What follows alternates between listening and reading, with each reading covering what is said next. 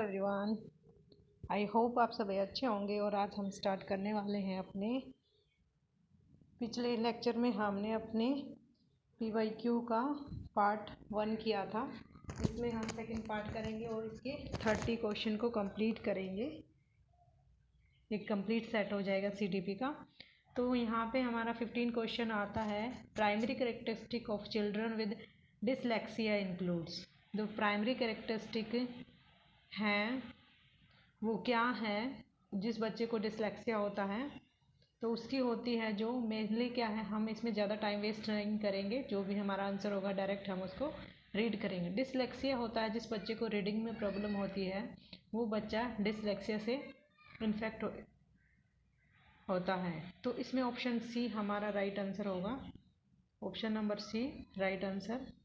Next हमारा आते हैं हम क्वेश्चन नंबर 16 पे। The concept of inclusive education as advocated in the right to education act 2009 is based on. जो हमारा इंक्लूसिव एजुकेशन क्या कंसेप्ट है वो किसके ऊपर बेस है, तो डायरेक्ट हमारा वो होता है हमारा ऑप्शन नंबर सी इसका राइट आंसर रहेगा। ऑप्शन नंबर सी ए राइट बेस्ड ह्यूमनिस्टिक पर्सपेक्टिव पे वो बेस्ड रहता है। ठीक है। नेक्स्ट आता है हमारा क्वेश्चन नंबर आता है हमारा 17। In the constructivist framework learning is primary. Constructive में क्या होता है, जिसमें बच्चा खुद से कुछ कंस्ट्रक्ट करता है, न्यू लर्निंग करते हैं, न्यू आइडियाज़ क्रिएट करता है। तो उसमें मेनली फोकस क्या होता है, तो यहाँ पर हमारा रहेगा option number D, focus on the process of meaning making. Particular चीज़ से कोई बच्चा क्या सीख रहा है, क्या उसका मीनिंग है, ये इसमें होता है। नेक्स्ट आते हैं अपने क्वेश्चन नंबर 18 पे। Naive theories that children construct about various phenomena. New theory क्या होती हैं, जो बच्चे अपने मन ही मन किसी चीज़ को देख के बना लेते हैं और वो होती हैं, उसके बारे में हमें क्या करना चाहिए। तो हमें डायरेक्ट क्या है, कोई भी अगर बच्चे ने किसी चीज़ के बारे में अपने में दिमाग में थ्योरी कर लिया है, तो हमें उस बच्चे को पर्टिकुलर एग्जाम्पल दे के उसको क्लियर करना चाहिए कि ये अगर ऐसा है तो ऐसा नहीं होता है। ठीक है। फॉर एग्जाम्पल शुड, तो इसका ऑप्शन हमारा ऑप्शन नंबर डी बिल्कुल ठीक रहेगा। Should be challenge by the presence counter evidence and example देके उसको उसकी कन्फ्यूज़न को उसको हमें क्लियर करना है। अब आते हैं क्वेश्चन नंबर 19 पे। Child centred pedagogy promote. जो चाइल्ड सेंटर पेडागोजी प्रमोट किसे करती है, जैसा कि इस क्वेश्चन में हमें ये कीवर्ड दे रखा है कि चाइल्ड सेंटर्ड, तो इसका सेम इसी से आंसर लगा दे। जो चाइल्ड, जिसमें चाइल्ड को सेंटर में रखा जाएगा, उसकी थॉट को सेंटर में रखा जाएगा, तो इसका हमारा ऑप्शन नंबर बी ठीक रहेगा। Giving primacy to children experience, जिसमें बच्चे के एक्सपीरियंस को ज़्यादा इम्पोर्टेंस दी जाती है। ठीक है। नेक्स्ट आते हैं अपने क्वेश्चन नंबर 20 पे। Emotion and cognition are dash each other.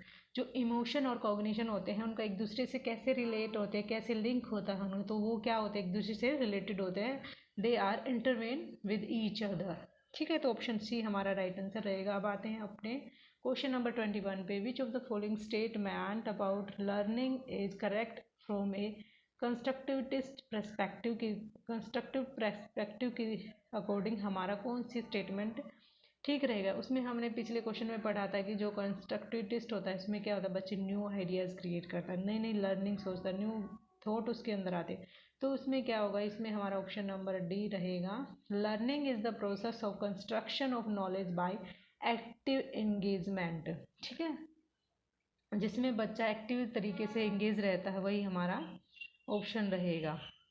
Next आते हैं 19 हो चुका है, 21 हो चुका है हमारा। अब आते हैं हम 22 क्वेश्चन पे। 22 क्वेश्चन है हमारा, ये देखिए रहा। Presenting the student with clear example and non exam. Student के सामने एग्जाम्पल नॉन एग्जाम्पल क्लियर करना किस चीज़ का, इससे क्या होता है, तो क्या होगा, it is a effective way to encourage conceptual change. बच्चे के कंसेप्चुअल चेंज को हम इनकरेज करते हैं कोई भी एग्जाम्पल देके बच्चे की लर्निंग परमानेंट हो जाती है, उस चीज़ को बहुत देर तक याद रखता है। नेक्स्ट आते हैं 23 क्वेश्चन में। आई थिंक ये थोड़ा क्लियर कम है, लेकिन मैनेज कर लीजिएगा। Repeatedly asking children to engage in learning activity either to avoid the punishment और टू गेन। और कोई बच्चा अगर बार बार एक ही चीज़ में एक्टिविटी में इन्वॉल्व रहता है किसी रिवॉर्ड के लिए या पनिशमेंट से बचने के लिए, तो उससे क्या उस बच्चे पर क्या इफ़ेक्ट पड़ता है, बेसिकली इस क्वेश्चन में यही पूछा गया है।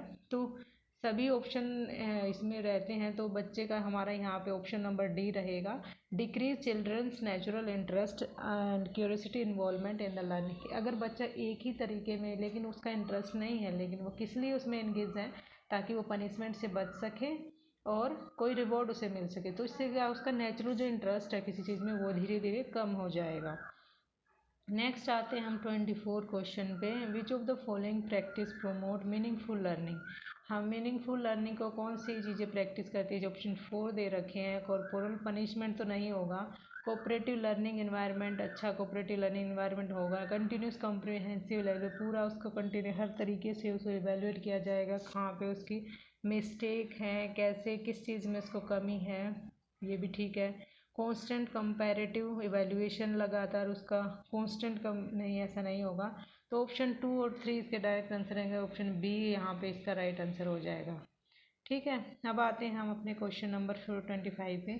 How can teacher facilitate understanding of complex concept in children. Complex concept को कैसे ईजी कर सकता है एक टीचर बच्चे के अंदर, तो इससे क्या होगा, option number by providing opportunity for exploration and discussion. जितना ज़्यादा हम उसको बच्चे को एक्सप्लोर करने का या डिस्कशन करने का मौका देंगे, उतनी ही जल्दी वो अपनी प्रॉब्लम को सॉल्व कर सकता है। तो ऑप्शन नंबर डी इसका राइट आंसर रहेगा। नेक्स्ट आता है हमारे question number 26, a primary school teacher can encourage children to become effective problem solver by. कोई प्राइमरी टीचर क्या है, कैसे इनकरेज कर सकता है चिल्ड्रन को एक इफ़ेक्टिव प्रॉब्लम सॉल्वर बनने के लिए।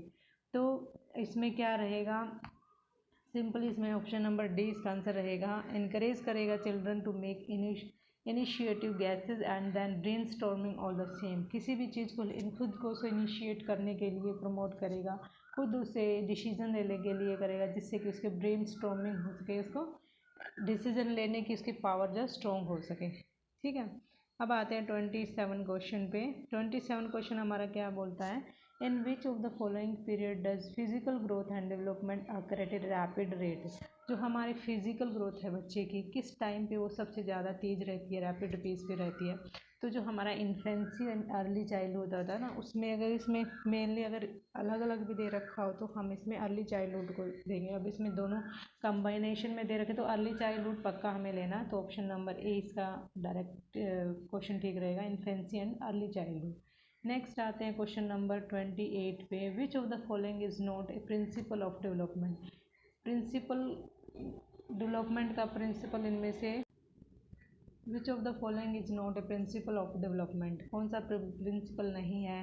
डेवलपमेंट लाइफ लॉन्ग है, मॉडिफिएबल है, ये बहुत इन्फ्लुएंस से होता है, हेरिडिटी ये भी ठीक है। Development is universal and cultural content do not influence. Cultural इस पर कोई इफेक्ट नहीं डालता, ये बिल्कुल गलत है, तो यही इसका हमारा राइट आंसर होगा। ठीक है, the primary cause of individual variation is, जो बच्चे सभी बच्चे क्या है सभी डिफरेंट होते हैं, एक सेम नहीं रहते, इनमें जो वेरिएशन है इसका क्या कारण है। तो बेसिकली ये हेरिडिटी और एनवायरनमेंट का इंटरप्ले होता है, दोनों का इसमें 50-50 कॉन्ट्रीब्यूट, ना तो अकेला हेरिडिटी इसमें पार्टिसिपेट करता है, ना ही एनवायरनमेंट, तो दोनों का इंटरप्ले होता है, complex interplay between the heredity environment. तो ऑप्शन हमारा डी बिल्कुल करेक्ट रहेगा। अब आते हैं हमारे लास्ट क्वेश्चन पे, which of the following is example of secondary socialization. Secondary socialization का एग्जांपल कौन सा होता है, जब भी हमारी फैमिली आती है जिस ऑप्शन में, वो हमारा प्राइमरी सोशलाइजेशन होता है। लेकिन अगर प्राइमरी को छोड़कर कुछ भी आ स्कूल आ जाता है तो वो हमारा सेकेंडरी सोशलाइजेशन में आता है। ठीक है, तो इसका ऑप्शन नंबर डी आप सी अब यहाँ पे ठीक रहेगा। ठीक है, यहाँ पे अब हमारे कंप्लीट 30 क्वेश्चन हो चुके हैं स्टूडेंट। ये सब आप एक मैंने पूरा सेट करवा दिया PYQ का, क्योंकि सीटेट में बहुत सारे PYQ रिपीट होते हैं, इसलिए आप इनको रिवाइज़ कीजिए, आपको बहुत ज़्यादा बेनिफिट देंगे। ज़्यादा टाइम वेस्ट नहीं करना है, क्योंकि हमारे पास सभी सीटेट के लिए बहुत कम टाइम है, तो जल्दी जल्दी मैं जितना भी हो सकेगा सभी PYQ करवाऊँगी, और बीच बीच में अगर पॉसिबल होगा तो थ्योरी भी करवाती रहूँगी, क्योंकि अगर जब तक आपको थ्योरी नहीं आती आप उनके आंसर नहीं दे सकते हैं। ठीक है, कुछ करवाई है मैंने, डेवलपमेंट की करवा चुकी हूँ, आप उसको आके देख सकते हैं। ठीक है, तो मिलते हैं नेक्स्ट वीडियो में। Okay, good bye.